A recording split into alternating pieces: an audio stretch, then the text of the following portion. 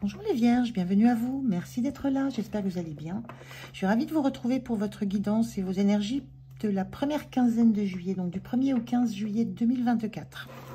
Donc gardez bien en tête toujours, mais c'est très important, et c'est pour ça que je le dis à chaque fois, que c'est un tirage général, on est sur YouTube, donc ça ne peut pas résonner avec chacun d'entre vous. Prenez vraiment uniquement si les messages vous parlent, si vous vous sentez concerné par ce qu'il dit. Voilà, c'est très important.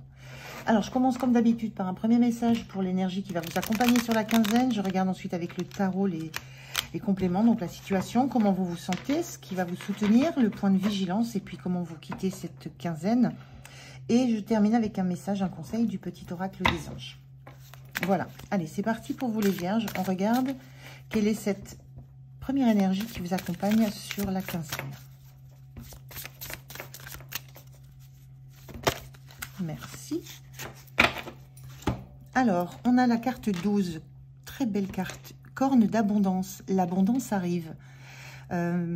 Magnifique cette énergie, c'est juste une promesse de belles énergies, une promesse de richesse. Donc l'abondance, hein, c'est tout ce que vous souhaitez en fait. On a l'impression d'une chaussette de Noël, c'est tous les cadeaux que vous envisagez, tout ce que vous souhaitez, tout ce que vous rêvez, tout ce que vous imaginez. Ça arrive, ça vient vers vous, c'est le moment, c'est mérité, ce sont des cadeaux de la vie, c'est tout ce que vous avez souhaité. L'abondance, chacun y met ce qu'il souhaite. On peut être dans de la richesse matérielle, on peut être dans de la richesse émotionnelle, on peut être dans l'envie de rencontre, l'envie d'un projet qui se termine bien, qui va porter ses fruits. Il y a vraiment une belle énergie pour vous, cette première quinzaine de juillet, les Vierges. C'est magnifique, voilà. Vous avez juste à recevoir. C'est pas si facile que ça de recevoir, pas tout le temps. Mais là, c'est la notion d'un travail que vous avez mené, quelle que soit la forme qu'a pu prendre ce travail, d'un travail que vous avez mené et qui porte ses fruits. Et là, vous récoltez. C'est le temps de la récolte, donc c'est très beau. Allez, je regarde avec le tarot ce que ça raconte de plus. Je fais le tirage et je vous retrouve de suite. Allez, on regarde le dos de deck. Qu'est-ce qu'on a? Dos de deck, on a la reine de coupe inversée. Il y a l'idée là avec cette reine de coupe inversée que vous allez vous écouter vous allez accepter ce que vous ressentez, vous allez être à l'écoute de vous-même, à l'écoute des sensations que ça procure, cette notion d'abondance, cette notion de cadeau que vous recevez. Moi,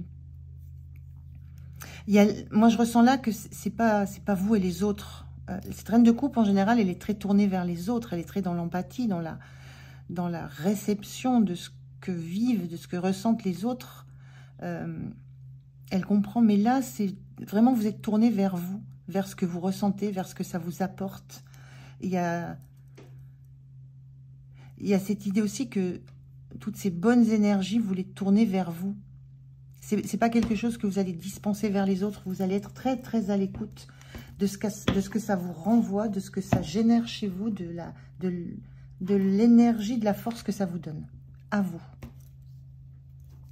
Donc très beau. Alors, au niveau de la situation, on a un 10 de denier, un 5 de bâton et un 4 de denier. Ok. Là,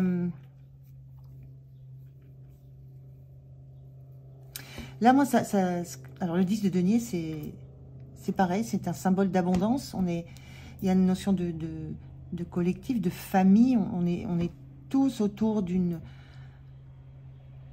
table. Il y a de la richesse tant dans le matériel que dans le relationnel. Voilà. Il y a quelque chose de très beau dans ce qui va se passer au mois de juillet. En fait, c'est de l'abondance à tous les niveaux, autant au niveau relationnel qu'au niveau matériel. Et il y a une notion de joie, il y a une notion de passer du temps simplement à être là, échanger, papoter, se sentir bien avec les autres. Cette bougie qui coule tranquillement, c'est la notion d'un temps serein, d'un temps paisible qui s'écoule. Il y a de la paix, il y a de la sincérité, chacun est à sa place, mais il est comme il est. Et il y a une notion de temps qui s'écoule tranquillement. C'est une notion de rêve. Il y a vraiment cette notion de cadeau, d'étoile, de bonne étoile qui est autour de tout ça. Donc, il y a une très, très belle énergie. Et ça va vous donner l'envie. Moi, je ressens l'envie de jouer, l'envie d'être dans d'être avec les autres, de faire participer les autres, d'être dans une sorte de jeu. Le 5 de bâton, on a souvent une énergie qui est représentée comme de la combativité, de l'émulation. Mais là, pas du tout. Là, je ressens juste que c'est... il y a une forme d'équilibre. Voilà, ça joue, c'est joyeux, c'est... On est dans le partage, on est dans l'effort commun. Et il n'y a même pas la notion d'effort, là, en fait. Il y a la notion juste d'équilibre. C'est équilibré. Il n'y a pas de solitude. Vous êtes très entouré. Et parmi toutes les personnes, les relations qui vous entourent, vous vous sentez bien. Vous vous sentez à votre place. Vous vous sentez plein ou pleine de cette richesse qui existe autour de vous. Quelle que soit la forme que prend cette richesse. Mais je ressens beaucoup la richesse plutôt émotionnelle, plutôt relationnelle. Mais il y a quand même ce 10 de denier qui parle de richesse dans la matière, c'est tangible. Et là, avec ce 4 de pentacle, c'est l'idée que par un moment, vous avez pu vous sentir un peu seul, un peu attaché, lié à juste du matériel. Et qu'il y a la notion d'avoir trouvé la clé pour vous libérer de juste des contraintes matérielles. Donc, vous pouvez être revenu à d'autres considérations. Le cadeau, l'abondance, c'est peut-être simplement le fait de considérer qu'elle n'est pas uniquement liée à du concret, du tangible, de la matière, de l'argent, de la finance, du bien. Et que justement, vous dépassez ça, vous vous détachez de ça. Vous trouvez une clé, il y a une solution. Vous trouvez une solution pour justement vous apercevoir que l'abondance est aussi liée à ceux qui vous entourent, aux personnes qui sont autour de vous. Qu'elles font partie du jeu, qu'elles font partie de l'énergie que vous avez, qu'elles font partie aussi de votre vie. Que s'il y en a un qui lâche la corde d'un côté ou de l'autre, s'il y en a un qui quitte, s'il y en a un qui lâche, ça déséquilibre tout. Donc vous êtes conscient de l'équilibre que vous maintenez. Moi, j'ai quand même la sensation que vous êtes plutôt positionné dans celui qui veille aux règles, qui veille au maintien de l'ordre, qui veille à l'équilibre. Mais on est dans un équilibre plutôt dans ce qui est fait pour que tout tienne, que tout le monde soit autour de la même table, dans les mêmes énergies, que tout le monde puisse profiter de chacun et de la matière qui est là, qui existe. On sent qu'il y a de la richesse matérielle quand même, mais je ressens que vous vous positionnez dans aussi la personne qui va maintenir, qui va veiller à ce que chacun continue à jouer son rôle pour que ça tienne, que l'équilibre soit garanti. Donc à la fois vous veillez à ça, mais à la fois vous êtes quand même toujours très très attaché à la matière, parce que ça fait partie de cette harmonie dont vous avez besoin, ça fait partie de ce qui va lier aussi les gens autour de vous. Ce gros denier qui est là, il est au milieu de la table, et ça vous y tenez fortement. Vous tenez fortement à ce qu'il y ait cette abondance matérielle, mais il y a une envie de faire en sorte que chacun participe à cet équilibre que vous avez, que vous instaurez, que vous voulez instaurer. Et ça met de bonne humeur, c'est plutôt joyeux cette carte-là. Donc il y a un retour vers la conscience, que je ressens un retour vers la conscience que les liens humains ont tout autant d'importance que la possession matérielle. Et ça, vous allez vous y atteler. Vous y attelez ça, et vous ressentez ça comme... C'est quelque chose qui vous met très en joie.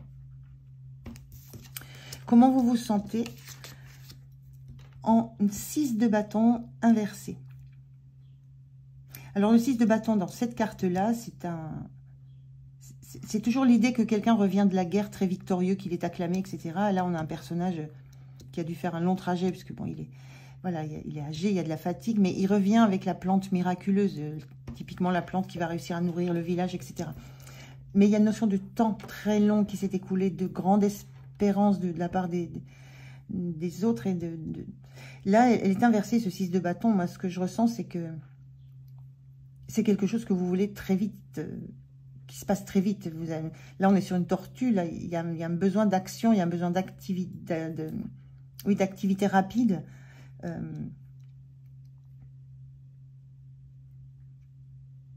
Et il y a cette idée que vous avez besoin aussi d'être reconnu pour ce que vous mettez en place. C'est quelque chose que vous faites très très vite. C'est presque la recherche d'un nouveau trophée, d'une nouvelle corde à votre arc. Mais c'est quelque chose que vous faites très vite.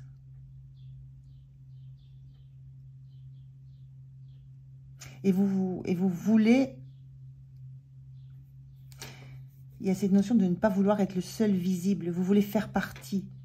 Il y a une notion de vous voulez faire partie de tous, même si c'est vous qui êtes à l'origine, qui déclenchez cette nouvelle façon de voir ce qu'est l'abondance, ce qu'est la richesse. Il y a comme une urgence à montrer quel est le cadeau que ça représente de considérer à la fois la richesse humaine et la richesse matérielle.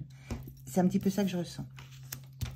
Ce qui va vous soutenir, c'est les amoureux, la carte des amants. La carte des amants, c'est l'harmonie. C'est choisir de faire coïncider deux énergies qui sont a priori opposées. On a quelque chose ici qui est dessiné avec des formes de...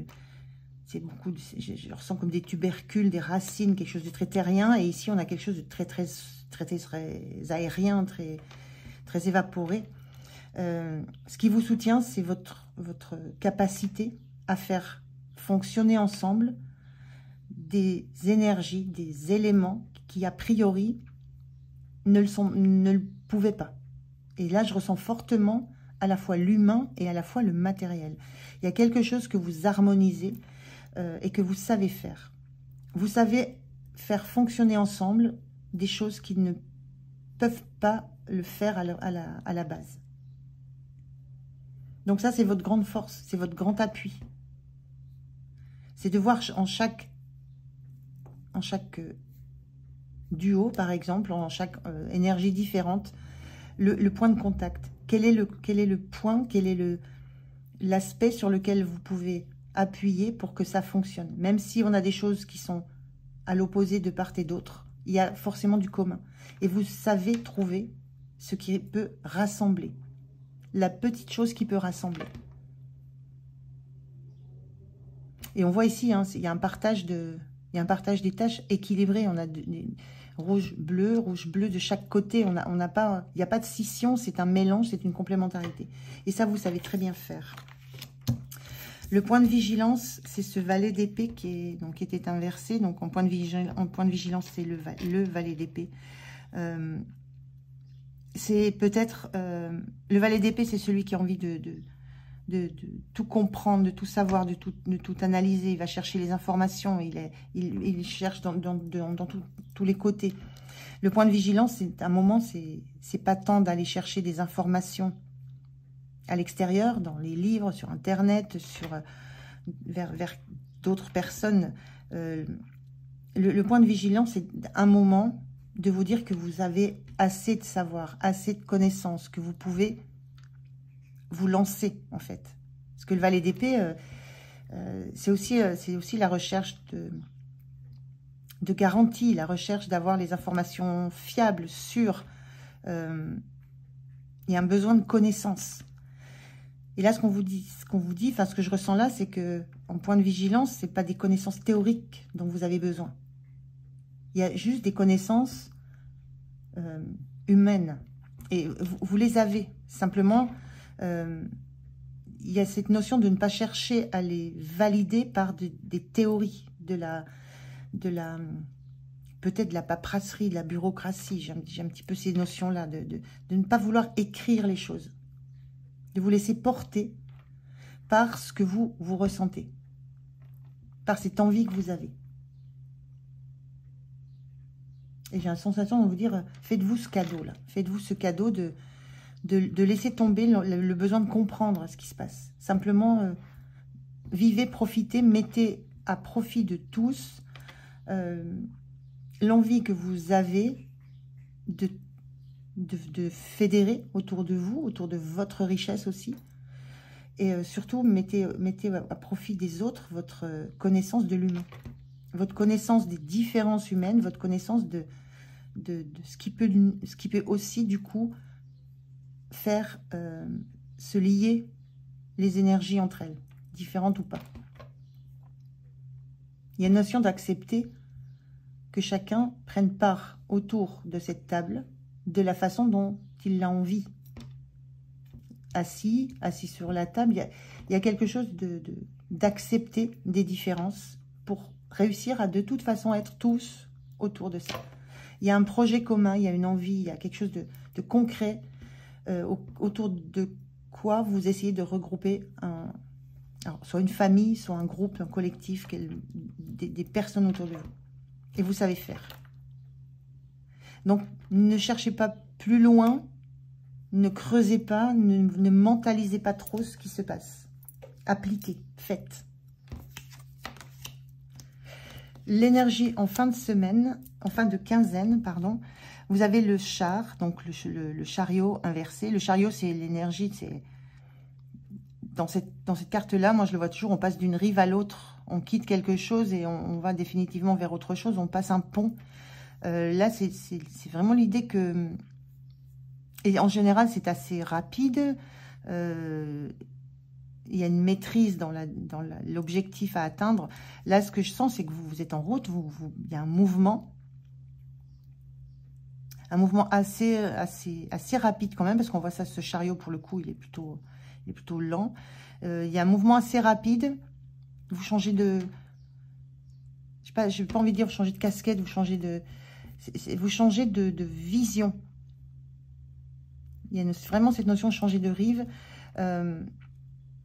Mais vous savez encore, vous avez un objectif, mais vous ne savez encore pas du tout comment l'atteindre.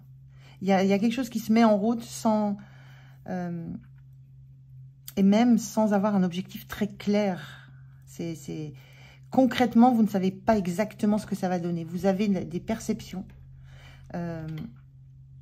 Et le chariot, on est toujours dans une énergie de victoire. On s'engage dans un processus qui nous fait évoluer, qui va vers le meilleur. Et là, c'est la même chose. Il y a une capacité à mener deux animaux différents. Et la difficulté, ça va être peut-être... Donc, vous ressentez certainement sur la fin de la quinzaine la difficulté de faire aller dans une même direction des personnes, un entourage qui est complètement différent. Et c'est tout le challenge. Vous ressentez ce challenge de faire aller dans une même direction des énergies qui ne sont pas du tout pareilles.